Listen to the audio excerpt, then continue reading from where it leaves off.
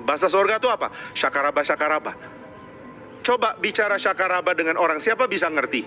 Saudara pergi ke Indomaret, ditanya mau beli apa? Syakaraba 2.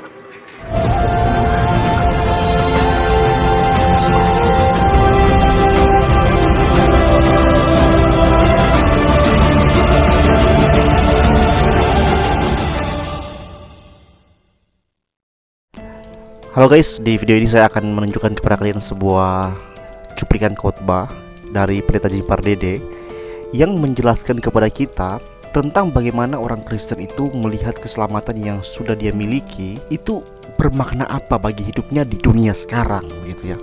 Karena seringkali kan orang Kristen itu ya, kalau sudah menerima Yesus harus benar-benar cuman tahu berdoa, ibadah, udah melupakan dunia dan segalanya ya. Nah, di dalam cuplikan ini kalian akan melihat bahwa ada satu pemahaman atau pandangan yang perlu kalian tahu tentang bagaimana memaknai keselamatan yang kalian miliki di dalam dunia di saat ini. Mari simak cuplikannya. Saudara, kenapa jadi Kristen? Mau masuk surga? Pasti nanti masuk surga, jangan khawatir. Tapi bukan itu tujuan engkau diciptakan ulang oleh Tuhan. Saudara, ketika baca doktrin manusia dari seorang filsuf Belanda namanya Herman Dooyeweerd, dia mengatakan bahwa manusia itu hanya mungkin dipahami di dalam kesementaraan, bukan kekekalan. Jangan salah ngerti, dia tidak bilang manusia tidak ada kekekalan, bukan.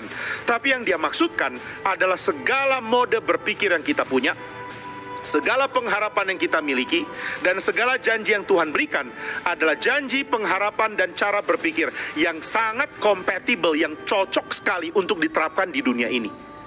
Waktu Tuhan Yesus menebus kita dan menjadikan kita milik Dia, Dia menjadikan kita milik Dia supaya kita nikmati hidup di dalam komunitas. Maka tujuan saudara diselamatkan bukan surga, itu benar nanti saudara akan tuju. Tapi tujuan saudara diselamatkan adalah untuk membentuk gereja di bumi, bukan di surga. Kenapa Kristus mati? Membeli lunas umat pilihannya. Kenapa Dia bangkit? Untuk menyatakan kemenangan.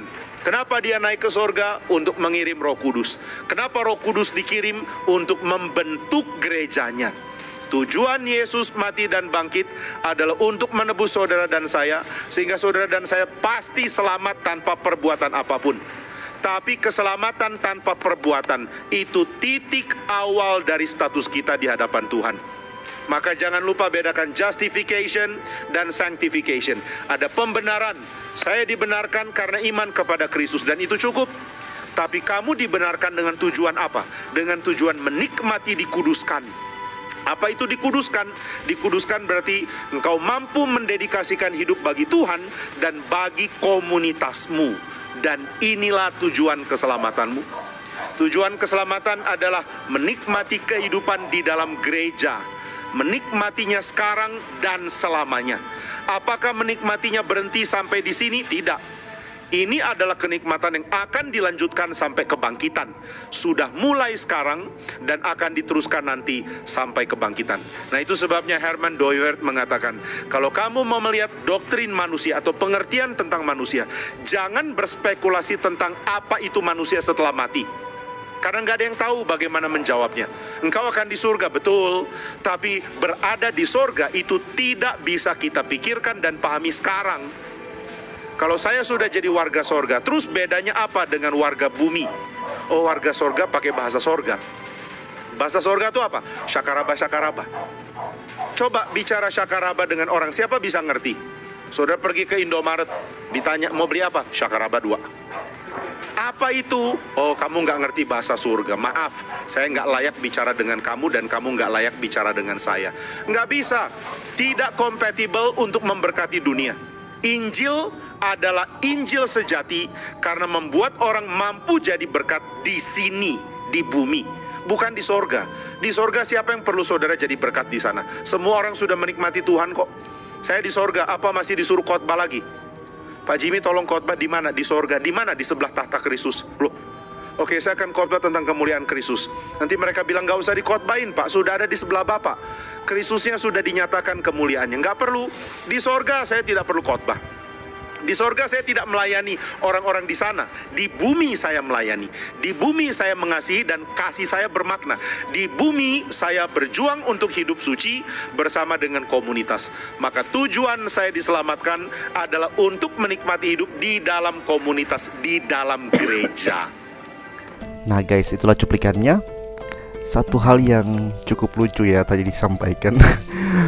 Memang ya, kebanyakan orang yang si raba-raba ini saudara itu merasa hidup sudah sangat sorga, merasa yang paling penting utama adalah dia menjaga relasi pribadinya dengan Tuhan gitu.